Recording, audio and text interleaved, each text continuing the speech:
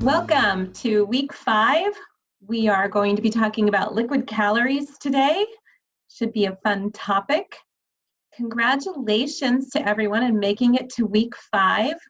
This is a 7-week challenge and you are more than halfway through. Yay, congratulations.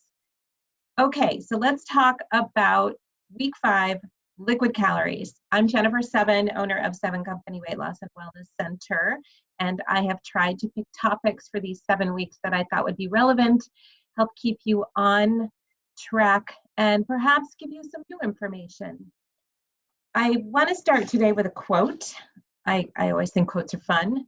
So the quote for today is, "Only I can change my life. No one can do it for me." And again, a big congratulations to all of you because you are taking action and you are changing your life. So yay, yay you. What are liquid calories? There are calories in soda, juice, alcohol, and all of these are liquids, as we know what liquids are. And the calories in these kinds of liquids are often referred to as invisible calories. We often dismiss what we're drinking because for some reason it doesn't feel like it's a calorie. Calories come from food. We don't really think about them being in our liquids. But these liquids can have an enormous impact on your weight loss. We know that you should be drinking about 64 ounces of water a day on this protocol. That would be ideal. If you drink nothing but water every day, there are no calories in plain water. And the water is so good for the body and hydrating. So much of our body is made up of water. So detoxing, flushing out toxins, hydrating the body. Water is beautiful, and we know we can't live without it. However, there are many other types of liquids, as I was saying, that do have calories. Liquids can actually hold a surprising amount of calories and carbs, yet again, we don't count them. We tend to forget about them. I want to remind you that 4 grams of carbohydrates equals 1 teaspoon of sugar. That is a nice formula for you to keep in mind whenever you're reading labels. If you're at the store and you want to take a quick check, this can be for food as well, but look at how much sugar is in the bottle. How many grams of carbs, how many grams of sugar, divide it by 4, and that'll give you a pretty good idea of how many teaspoons of sugar you're getting. And I think for most of it, it's much easier to visualize a teaspoon than a carbohydrate. Who knows what a carbohydrate is? We can't really look at it, feel it, hold it, but we know what a teaspoon of sugar is. And oftentimes when we look at the bottles, it'll be, well, perhaps there's 8 grams of sugar in this bottle, and or 8 grams of sugar or carbohydrates in 1 serving size. So then you have to look at what a serving size is, and a lot of sodas and drinks are 16 ounces, and that's 2 serving sizes. So then you have to double it. So remember that 4 grams of carbohydrates equals 1 teaspoon of sugar. And I think if you remember that, it's a really quick way to look at what you're drinking, divide it by 4, and you can see how many teaspoons you're getting. Soda, as we know, is not allowed on this weight loss program. Why is that? Because soda has a lot of sugar in it. We also don't want you drinking diet soda. And a lot of people ask me why. There are no calories, there's no sugar in diet soda. Well, diet soda has a lot of ingredients in it that are not good for you. It has aspartame, sodium, phosphoric acid. These things are not good for you. And I want to spend a few minutes just talking about aspartame. There are several sweeteners out there that use aspartame. One is NutraSweet, one is Equal. So if you can avoid those sweeteners, that would be best.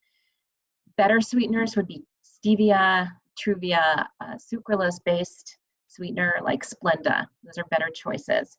But you will want to consider those because they're not unlimited and they will add up and convert into sugars. Let's go back to aspartame. Aspartame, I was doing a little bit of research about this. Aspartame is actually 200 times sweeter than sugar. So when it is in your drinks, it's making your drinks really, really sweet. And we know that sugar is an addiction. And so the more sugar you have, the more your body craves it. Well, this sweetener mimics sugar. And it has no calories in it. But what they've found is that there is definitely a link between increased body weight and waist circumference and aspartame. Aspartame is known to increase your appetite and your cravings. So with aspartame, when you're eating it or drinking it, you're experiencing a very sweet taste, very sweet on the palate. And when that goes into your body, normally your body would recognize something sweet as having more calories, and it would know when to signal to you, I'm full, please stop. But aspartame, again, gives the sweetness, but then you're not getting the calories. So what it actually does, if you use this enough, it confuses the body, and the body, it actually, what's the word? It unlearns the association between sweet taste and calories. So now the body's getting the sweetness in and doesn't get any calories. It's like, okay, no longer do I associate sweetness with getting full. So then you can tend to overeat. It's really, it confuses the body. It's very unhealthy. Aspartame has also been linked to some conditions. And here's some of the things that I was reading about. Aspartame has been linked to headaches, dizziness, seizures, depression, ADHD, Alzheimer's, MS, and cancer. I avoid aspartame. I will not use it, and I won't allow it in any of the foods that we have here at Seven Company. No aspartame. It may be FDA approved, but I don't believe in it. And I think it really undoes people when they're using that on their weight loss program.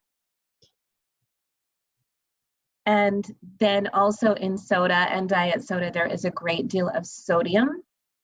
And we know we want to limit our sodium intake because sodium over time can raise your blood pressure. And we know on certain protocols, there's only a limited amount of sodium that we want you to have.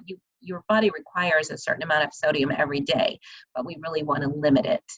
And so why get it in your drinks?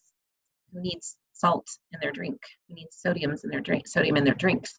And then phosphoric acid, which is also not good for your body.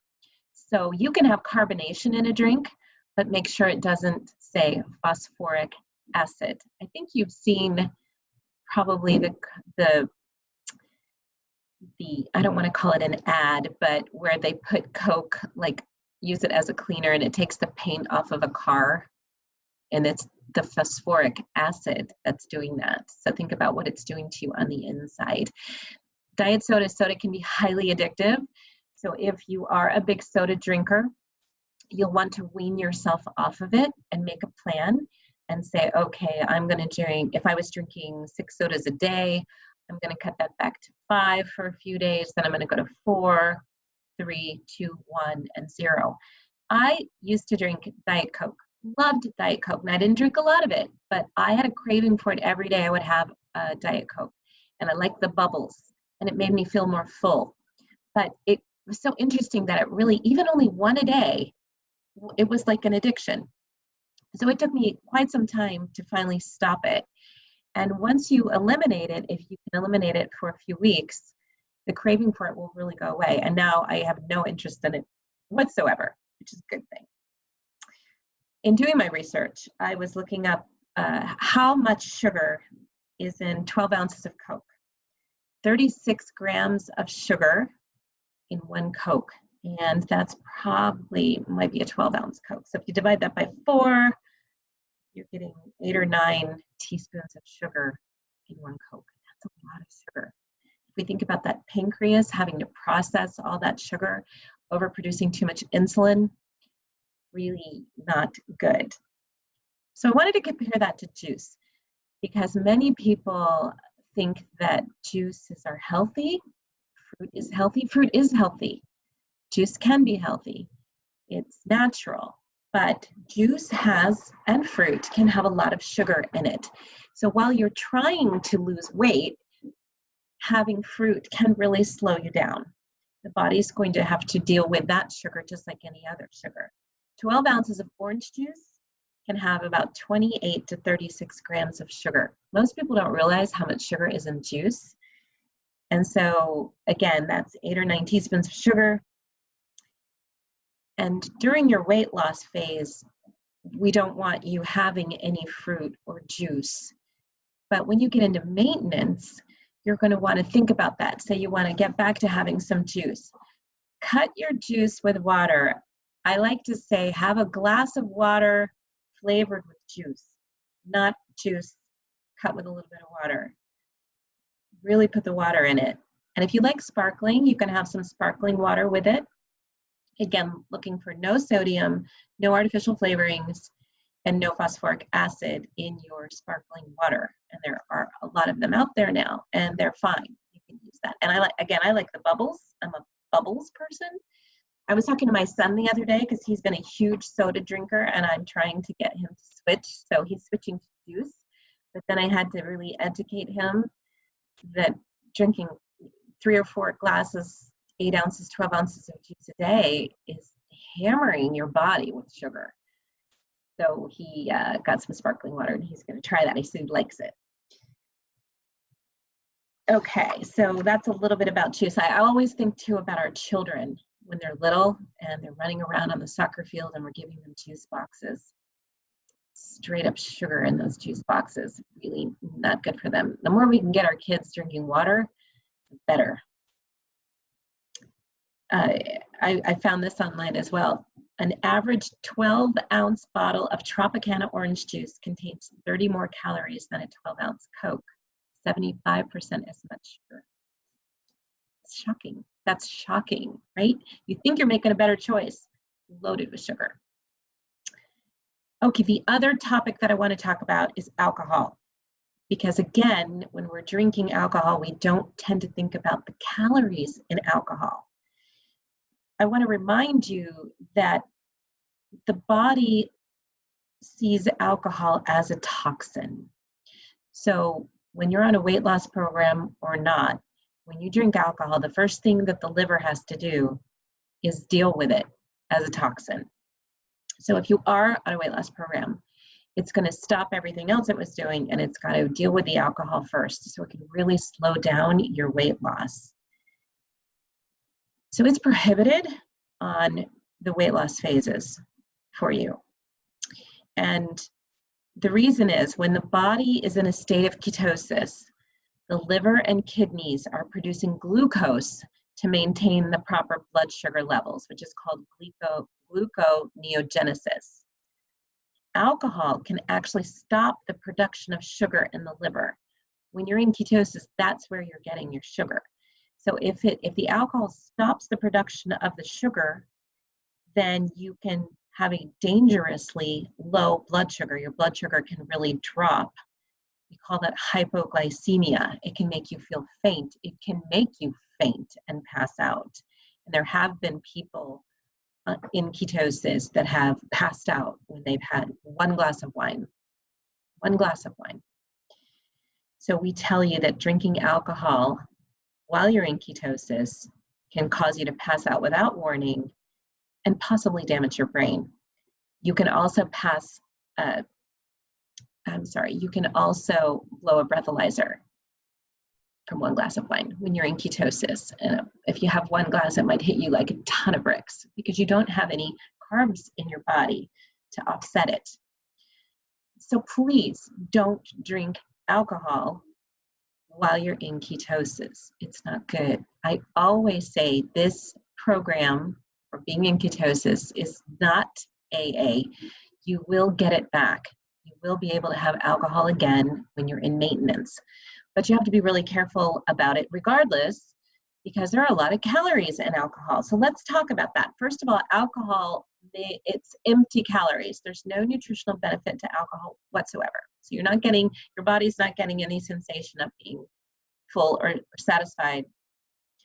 It has, alcohol can have very high caloric values, and the body treats it as a toxin. It has little or no nutritional value. Just to give you an example of some of the calories in alcohol, 1 glass of wine, and let's call that a 5-ounce pour. And I would say today in most restaurants or at the wineries, it's not a 5-ounce pour, it might be an 8-ounce pour. But a 5-ounce pour is 125 calories. So if you're on a restricted calorie program, and that could be a 1,200 calorie program, it could be a 1,500 calorie program, or if you're on a low fat, low carb program, it might be down as low as 900 calories, and you have 2 glasses of wine, it's 250 calories. So it counts, it adds up, or you have 3 glasses. 1 glass of beer is 153 calories, and that is an 11-ounce glass. I always call beer like drinking liquid bread. Carbohydrates and calories, not good. 1 ounce of whiskey is 64 calories, and 1 ounce of vodka is 64 calories. But with whiskey and vodka, most people are going to combine that with some kind of soda. So it's the soda that can, again, give you even more calories, more sugar, and defeat you in what you're trying to do. So best avoided, best avoided. The other thing that happens with alcohol is you have a glass of wine and you're having your nice dinner and your inhibitions come down a little bit, you relax a little bit, and then before you know it, you are going to eat a little something, or you're going to have that second glass of wine, and then maybe after the second glass of wine, you're like, oh shoot, I'm going to have dessert. And okay, so I just blew it tonight. Oh well, whatever. I'm going to just do whatever I want tonight, and then I'll just get back on the program tomorrow. But what happens a lot of times is if this happens on a Friday, then what happens to Saturday and Sunday? Suddenly the whole weekend is off your plan. And you might even gain a couple pounds. You're frustrated, you get on the scale on Monday, you're so depressed and defeated, but it's because alcohol has a lot of calories, and then it does lower your inhibitions. You may eat more, and it can really take you off protocol. And in ketosis, it's dangerous. So again, avoid. I have many people that say, oh, just 1 glass of wine won't hurt me. I can still lose weight, but it will catch up with you. It will slow you down. And if you want to do this and get it done fast, then avoid. Just avoid. It's not forever. It's not forever. You can do it. The other example I like to give, and this is for the moms, for the women, when you're pregnant for 9 months, most people take very good care of themselves because they're doing it for the baby. They eat right, they drink right, they avoid alcohol, they don't smoke, they get good sleep, they try to exercise because they want this baby to be so healthy when it's born. And think of yourself as the baby while you're on your weight loss program. You're the baby. Take care of yourself with as much love and care and concern your body as you would if you were pregnant with a baby. And if that helps you wrap your brain around it, you need to take care of you and avoid the things that are not good for you. Let's move on and talk about coffee and tea. Coffee and tea, fine by themselves, and there's no problem with having either. When you're on your weight loss protocol, a lot of teas can be great for you. There's green teas and black teas, and they're warm and satiating and can help you feel more full. That's great. Coffee as well. Watch the caffeine though. If you drink a lot of coffee, try to switch to decaf or tea. But here's where you get in trouble, is if you like cream in your tea or coffee. That cream can have a lot of fat. If you add 2 creams and 2 sugars to coffee or tea, you've added 140 calories, 7 grams of fat, 18 grams of carbs. But again, it doesn't seem like that much, right? It's just a little bit you're putting in, a little bit of cream, a little bit of sugar, but 140 calories, that adds up really quickly. 1 cream and 1 sugar, 70 calories, 3.5 grams of fat, 9 grams of carbs. So again, if you like your tea or coffee to be sweet, try to use a sucralose or natural sweetener like stevia or Truvia or Splenda, and avoid the aspartame products. You can't use honey right now. That you can use that later after you've achieved your goal. And if you like cream in your coffee or sugar, the Walden Farms products, and we have them here at 7 Company in our center, has a variety of creamers: hazelnut, sweet cream, French vanilla, caramel. You can get those and add those in. But I will caution you that sweeteners of any sort, if you have too many of them, it will add up and start to slow your weight loss down.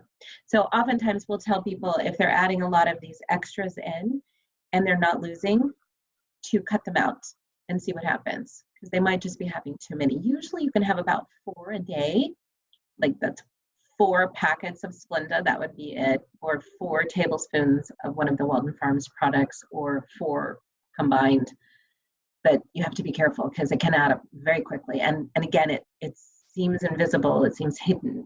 And this is another reason why it's so important for you to write down everything that goes in your mouth when you're on a weight loss program, because it's easy to forget. And little things like this add up very quickly, and then you're wondering why you're not losing weight or you're stalling out. But if it's written down, then we can identify it. Let's talk about water again. I have a lot of people that say, I just don't like water. I just don't like the taste of water. It's just plain, it's boring. So remember, you can have sparkling waters, but in your water, you could add a slice of lemon or lime. That's not going to hurt you at all. And you can also, some people like cucumber, put some cucumber in your water, mint in your water. You can add your own natural flavorings to your water. We have many water enhancers, tangerine, lemon, mangosteen, a whole variety of water drops. Just a little bit in can give your water a flavor and make it much easier to drink it. The water enhancers that we carry are really unlimited. You can have as many as you want. We're not restricting you to 4 or 5 a day. You can have as many as you want. Some people will take their water enhancers and they'll put them in an ice cube tray and they'll freeze them, and then they'll put the lemon ice cubes into their water. How nice is that? Lovely, refreshing.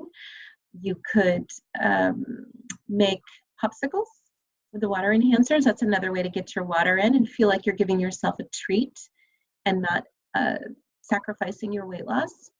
Of course, we're getting ready to go into the colder time of year, but if you're having trouble getting your water in, those are some good ways to do it. We also have a product called a BCAA. It's a branched chain amino acid product. It's a powder. It goes in your water. And I really like it because it's amino acids. It's helping to protect your muscle mass, your lean mass, while you're in ketosis. Very helpful to maintain muscle mass. We really want to keep that muscle mass maintained while we're losing and burning fat. The branched chain amino acids are fantastic. They taste good. They're a little bubbly, and it can be a little thick. You've got to mix it up really well. Drink it down. It can also be very filling. So if you're feeling hungry, hunger is the first sign of dehydration. So I always recommend everybody drink a glass of water if you're hungry, try a water enhancer, use the BCAAs, and then ask yourself, am I still hungry?